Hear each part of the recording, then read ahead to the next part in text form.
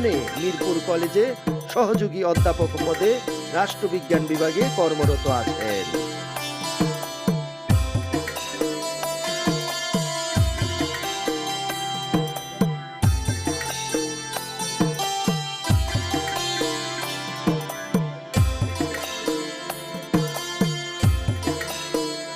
শত ব্যস্ততায়ও এ ছাদ বাগান থেকে বিচ্যুত হননি তিনি।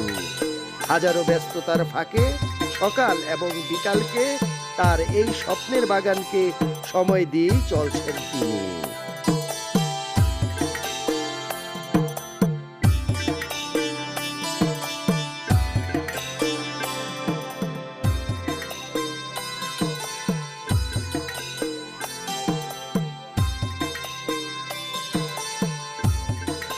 কাজও করতে পারবেন, হ্যাঁ?